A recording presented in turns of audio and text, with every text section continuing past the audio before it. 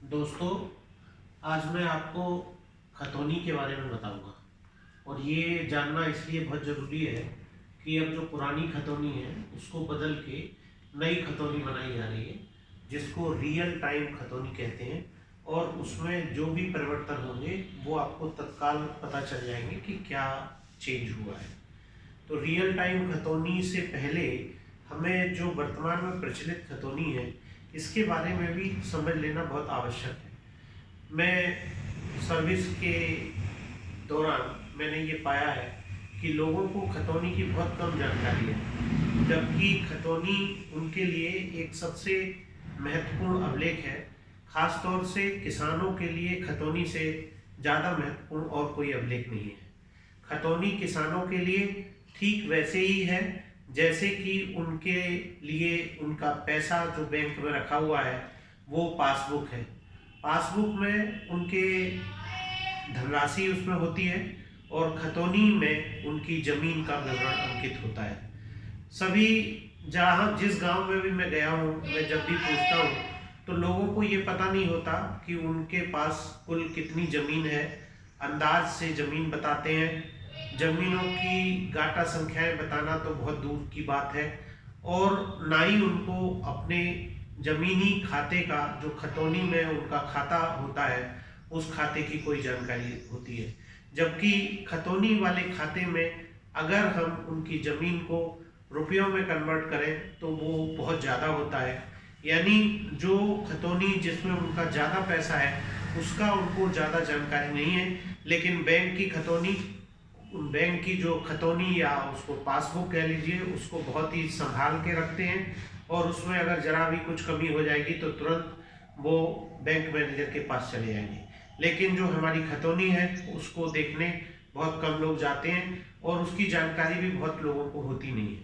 तो जो वर्तमान में खतौनी चल रही है उस खतौनी के बारे में मैं बताऊं कि उस खतौनी में 13 कॉलम है इस समय। और जो नई खतौनी बनेगी उस खतौनी में 19 कॉलम होंगे। और इस 19 कॉलम की जो जानकारी है उसको इकट्ठा करने के लिए आपसे लेखपाल आपके संपर्क कर रहे होंगे या आपसे संपर्क कर चुके होंगे। तो जो पुरानी खतौनी है, पहले हम उसके बारे में थोड़ा सा जानते हैं। ये पुरानी खतौनी, इसको अधिकार अभिलेख भी कहते हैं। खतौनी जैसे आप समझ रहे हो, खतौनी का मतलब एक तरह से आपका एक बैंक की तरह का ही एक खाता है जिसमें आपकी जमीनों के विवरण अंकित होते हैं।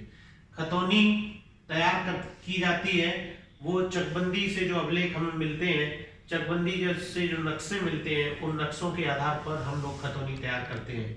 नक्शे के बारे में मैं थोड़ा सा आपको जानकारी दे दूं कि जो नक्शा होता है वो चकबंदी वाले लोग बनाते हैं। और उस नक्शे में जो चक काटे जाते हैं, उन चकों को पहले सारी मेड़ों को खत्म करके नए सिरे से नए चक काटे जाते हैं और उन चकों को अलग अलग नंबर दिए जाते हैं। इन नंबरों को ही गाटा संख्या, खसरा संख्या कहते हैं। जैसे मान लीजिए मैं आपके सामने एक बहुत बड़ा मैंने मैप छोटा सा बनाया है।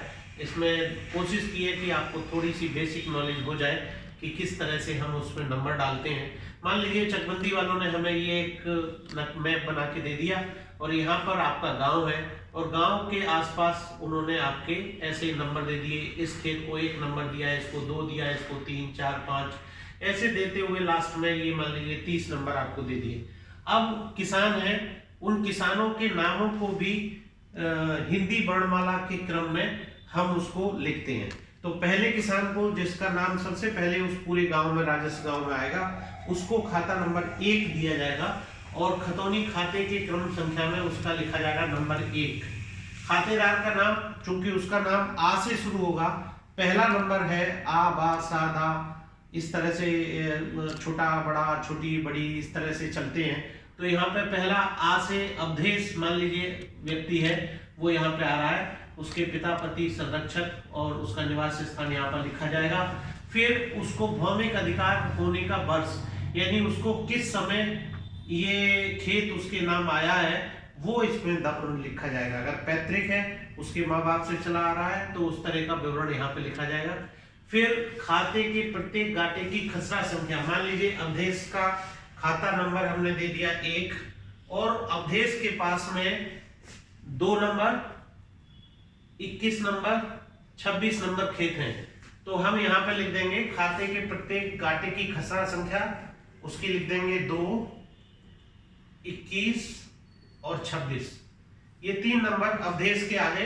अगर अवधेश के भाई भी इसमें शामिल है तो उनका भी नाम यहीं पर लिख जाएगा। तो अवधेश और मान लीजिए दूसरे हैं तो उनका नाम लिख जाएगा, उनके जितने खाते में जितनी गाटा संख्या है वो यहाँ लिख दी जाएंगी। अब हम इन गाटा संख्याओं के आगे उनके क्षेत्रफल लिखते हैं। जैसे 2 नंबर गाटा संख्या है, उसका जो भी क्षेत्रफल है वो यहाँ पर हेक्टेयर में लिखा जाएगा। तो आपने देखा होगा कि हेक्टेयर में 0.3 अंकों तक सही लिखते हैं, 1 इस तरह से कुछ आएगा। 21 नंबर है, उसका भी क्षेत्रफल हेक्टेयर में, 26 नंबर का भी क्षेत्रफल हेक्टेयर में। उसके बाद हम अवधेश के बाद दूसरे किसान को लेंगे, दूसरा किसान को हम दे देंगे उसकी खतौनी खाता संख्या 2 नंबर उसको दे देंगे, फिर उसका नाम यहाँ लिखेंगे और उसी तरह से उसके जो खेत हैं वो यहाँ पे लिखते हुए चले जाएंगे। फिर चौथा, पांचवा, ऐसे जितने भी खातेदार हैं उन सबों खातेदारों को हम यहाँ पर एक एक उनको खाता अलॉट कर देंगे, वो उनका खाता नंबर होता है। जैसे यहाँ पर हमने अवधेश को दिया तो अवधेश का खाता नंबर 1 हो गया।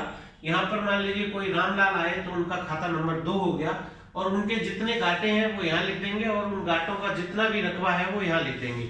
एक खाते में कई खातेदार होते हैं, उन खातेदारों का हिस्सा अभी पुरानी वाली खतौनी में अलग से लिखा हुआ नहीं था। जो नई खतौनी अब 19 कॉलम की बनेगी उस खतौनी में उनका बाकायदे उनका नंबर लिखा जाएगा और उस नंबर के आगे उनका कितना रकबा है, उस रकबे में उनका हिस्सा कितना है, ये सब लिखा जाएगा। तो जो नई वाली खतौनी है वो काफी सुधरी हुई है और वो आप किसानों के लिए बहुत ही फायदे की होगी। मैं आपको आगे इस वीडियो के बाद में जो दूसरा वीडियो बनाऊंगा उसमें रियल टाइम खतौनी के बारे में बताऊंगा कि रियल टाइम खतौनी कैसे तैयार की जाती है और उस रियल टाइम खतौनी से किसानों को क्या क्या फायदे होंगे। जो सबसे बड़ी दिक्कत फील्ड में काम करने में अधिकारियों को आती है, जो बहुत ट्रांसफरेबल जिनके होते हैं, कि वहां पर एकड़ में जो बीघा होता है उसकी संख्या बदली होती है। कहीं पर 5 बीघे का 1 एकड़ होता है, कहीं कहीं पर 6.25 बीघे का है, कहीं 1.5 बीघे का ही है। यानी बीघा वेरी करता है पर एकड़ और हेक्टेयर ये वेरी नहीं करते हैं।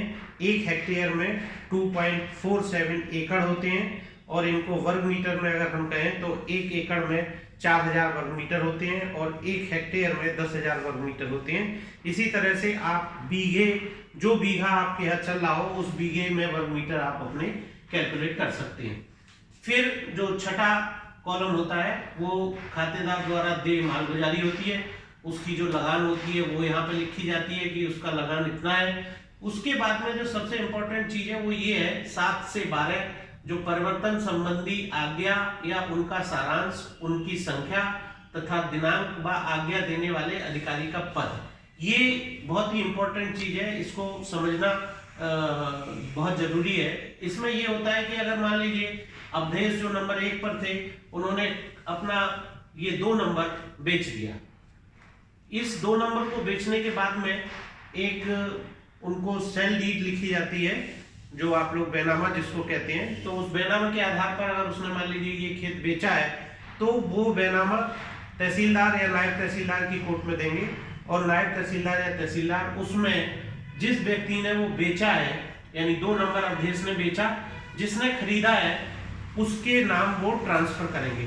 तो यहाँ पर वो आदेश लिखा जाता है और उस आदेश को ऐसे लिखा जाता है कि खाता संख्या 1 से गाटा संख्या 2 पर दर्ज अंकित नाम श्री फला फला का काट करके उसके नाम के आगे फला का नाम दर्ज किया जाता है जिसने बैनामे से वो जमीन खरीदी है। तो यहाँ पर 6 साल तक जो जो परिवर्तन इस खाते में होंगे उनके जहां जहां से जिस जिस न्यायालय से आदेश होते हैं वो सारे इसमें दर्ज होते हैं। और एक अलग से टिप्पणी का कॉलम होता है जिसमें आपने अगर कोई बंधक आपने जमीन ली है, कोई लोन लिया है तो उसका विवरण होता है। यहाँ पर अगर आपका बहुत ज्यादा लेन देन हुआ है तो वो सारा लेन देन यहाँ पे लिखा जाता है। और जब ये खतौनी 6 साल बाद जब इस खतौनी से नई खतौनी बनाई जाएगी तो जो फाइनल रिजल्ट होगा यहाँ पर उसको देख करके वो आपके क्षेत्रीय लेखपाल उसको उतारेंगे अपनी खतौनी में। जो फाइनल रिजल्ट होगा, जैसे अवधेश ने मान लीजिए बेच दी किसी को, फिर उसने फिर बेच दी, उसने भी किसी को बेच दी, तो वो जो लास्ट जो चीज होगी, अंतिम जो सबसे लास्ट का जो होगा, उसको वो नई खतौनी बनाते समय लिखेंगे। तो इस तरह से ये पुरानी खतौनी थी। पुरानी खतौनी के बारे में मैंने आपको कुछ बताया। इस खतौनी के बाद में अब जो 19 कॉलम की नई खतौनी बनाई जा रही है, उस खतौनी के बारे में मैं दूसरे वीडियो में बनाऊंगा, क्योंकि वो वीडियो बहुत लंबा होगा। ये छोटा सा वीडियो था जो मैं समझता हूँ कि आपको थोड़ा सा आपकी नॉलेज में इजाफा करेगा, बढ़ोतरी करेगा। आपको सिंपल इतना सा करना है कि इसको आप अपने बैंक के खाते से जमीन के खाते को एक साथ जोड़ लीजिए। जैसे वहां पर बैंक में मैनेजर लिखते हैं कि इन्होंने इतना पैसा इसमें से निकाल लिया अपने खाते में से, इतना पैसा इन्होंने अपने खाते में डाल दिया, इसी तरह से जमीन वाले खाते में तहसीलदार, नायब तहसीलदार, एसडीएम और ऊपर के सारे अधिकारी, हाई कोर्ट और सुप्रीम कोर्ट जो जो आदेश करते हैं, वो सारे आदेश इस खतौनी में, खतौनी के परिवर्तन संबंधी जो कॉलम है 7 से 12 वाला, उसमें ये दर्ज होते रहते हैं। तो इस तरह से जो काम मैनेजर द्वारा किया जा रहा है, वही काम खेती के संबंध में राजस्व अधिकारियों द्वारा किया जाता है और अन्य न्यायालयों द्वारा किया जाता है। धन्यवाद।